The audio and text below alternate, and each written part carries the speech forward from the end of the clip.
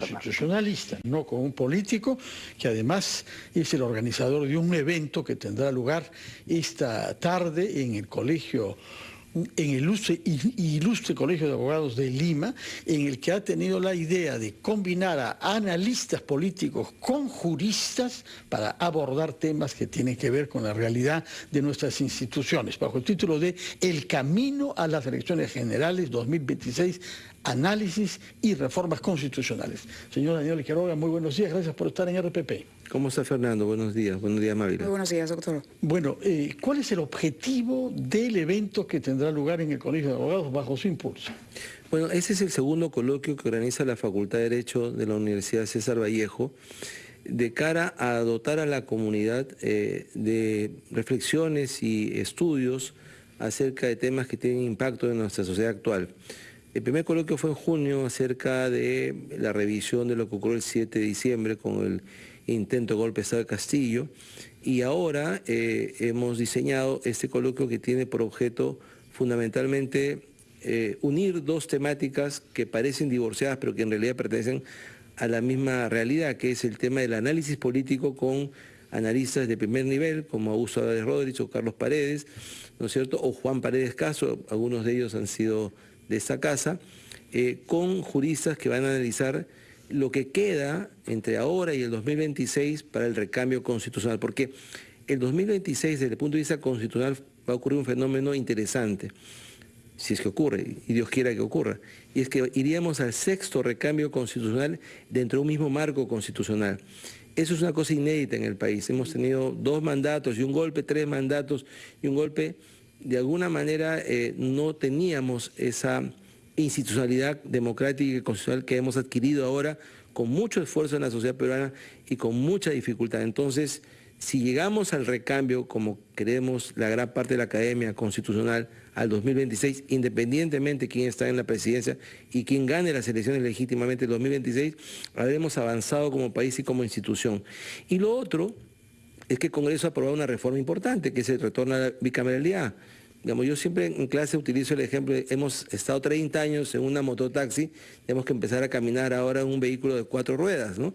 Y eso es una cosa inédita para muchos chicos. Hay muchos chicos que han votado, nunca han votado por un senador.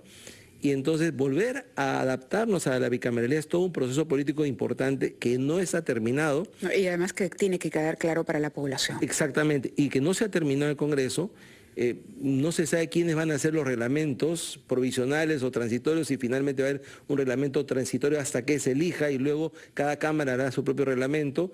En fin, hay todo un tracto constitucional por adaptarse en algo que ya está aprobado y que se tiene que hacer. Entonces vamos a estudiar esas dos cosas, ¿no? ¿Cuál es la situación actual? ¿Llegamos o no llegamos al 26? ¿Tenemos condiciones sociales y políticas para hacerlo? Y si llegamos, ¿en qué condiciones vamos a llegar para tener nuevas autoridades en el Ejecutivo y en el Congreso? Muy bien, permítanos por favor escuchar los titulares de la hora, son las 9:02, a los anunciantes de RPP, y retomamos nuestra conversación con el señor Quiroga, organizador de este coloquio esta tarde en el Colegio de Abogados del Perú y, como lo ha dicho el mismo, decano de la Facultad de Derecho de la Universidad César Vallejo, a la vez que profesor principal de la Universidad Católica. Vamos primero a los anunciantes. Así es, y regresamos. Muchas gracias, Irving. Ahora sí, retomamos nuestra conversación con Aníbal Quiroga. Y yo quería preguntarle algo preciso. Que tiene que ver con la cantidad de partidos políticos que hay. Al margen del tema de los movimientos regionales, tenemos un número récord de partidos, más de los que nadie previó. Uno ha sido eliminado, Antauro. Yo quisiera que nos explique su punto de vista sobre la legitimidad constitucional para eliminar a este partido por incompatibilidad con nuestra Constitución, y ¿cómo analiza usted el hecho de que pese a eso parece que nada nos va a salvar de una fragmentación del voto que no puede sino favorecer a los populistas y a los irresponsables que se presentan sin programa y sin estructura verdadera? Sí, yo le diría que existen muchos partidos políticos porque no hay partidos políticos, ¿no? Uno de los efectos nocivos de Fujimori a partir del año 90 fue destruir a los partidos políticos y crear esos movimientos aluvionales y mesiánicos que hasta ahora se mantienen. Entonces hay esa cantidad de intereses políticos porque no hay partidos sólidos. En segundo lugar, digamos, lo que más fabricamos en el Perú después de la harina de pescado, yo creo que es candidatos a la presidencia. Todo el mundo se siente llamado. Yo nací para ser candidato a la presidencia, yo nací para ser presidente. Y digamos, la gente no está dispuesta a construir bases, redes, digamos, condiciones sociales. Todo el mundo quiere estar a la cabeza de algo, ¿no? ¿O será que también uno piensa, a la sazón de lo que ha ocurrido en las últimas elecciones, es que si este señor o esta persona pudo llegar a la presidencia, pues entonces yo también tengo una oportunidad? Totalmente de acuerdo, pero no es a raíz de las últimas elecciones, es de la elección de Fujimori. Si Fujimori, que era un anónimo, llegó surfeando la ola, yo por qué no lo puedo hacer. Entonces, ese tipo de mesianismo tenemos 30 años en el Perú. Y en tercer lugar, el tema de Antauro. El Código Civil tiene una norma muy antigua, que ha sido utilizada pocas veces, que le permite al Ministerio Público pedir la ilegalidad de una asociación cuando tiene fines ilícitos. Eso ha sido utilizado por el Ministerio Público para pedirle al Poder Judicial, a la Corte Suprema, que ilegalice el movimiento político de Antauro por tener un fin ilícito, y eso ha sido declarado así en primera instancia y está pendiente de una resolución. Es absolutamente válido. Y existen en el derecho comparado ejemplos. Por ejemplo, en España, Herri Batasuna fue ilegalizado por el sistema jurídico español por ser una cobertura política de un movimiento terrorista. Lo mismo ha pasado acá con el Modadef. Entonces, la democracia, teniendo valores, principios y elementos básicos para una convivencia, también tiene que saberse defender. No puede criar elementos que van a destruir la democracia. Es un tema básico de supervivencia político-ciudadana, ¿no? Uh-huh. Sobre los cambios aprobados, para ir cerrando la entrevista, por lo menos de mi parte, doctor Quiroga, esto que discutíamos con el congresista Aragón, estas últimas reformas que se hacen cuando ya queda poco tiempo para que la presidenta haga la convocatoria para la realización de las elecciones, ¿cuál es su lectura sobre los cambios y las modificaciones que se han impulsado desde el Congreso? El Congreso no tiene una brújula clara, ¿no? Los congresistas están pensando en la reelección, están pensando en continuar su mandato vía el Senado, que ellos mismos se han habilitado en esta reforma que hablábamos al principio. En segundo lugar, el tema de la reelección va siempre de bandazo en bandazo, ¿no? Permitimos la reelección y entonces se utilizan los recursos del Estado para hacer campaña, no permitimos la reelección y luego acusan de que son improvisados y que no terminan de ejecutar el presupuesto. No hay una definición clara. Yo particularmente soy partidario de la no reelección, porque creo que si en la democracia cualquiera puede ejercer un cargo público, siempre hay candidatos para eso, ¿no? Es mucho más riesgoso el tema de que un alcalde, un presidente regional utilice recursos del Estado para reelegirse.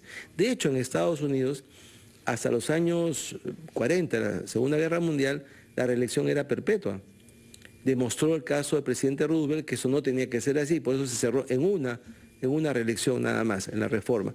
Entonces, yo creo que ese es un tema que, digamos, no tiene una claridad y no tiene un norte fijo, pero sí creería que estamos entrando, a propósito del coloquio, en el año del pato cojo, es decir, estamos ya en víspera de las elecciones y el Congreso debería estar aunado junto con el gobierno de llegar de la mejor manera a esas elecciones y ya no estar haciendo reformas importantes que le corresponden en legitimidad al próximo gobierno. Estamos en la obligación de continuar lo que queda del gobierno entre el Congreso y el Ejecutivo de la mejor manera al recambio constitucional. Esa es nuestra obligación.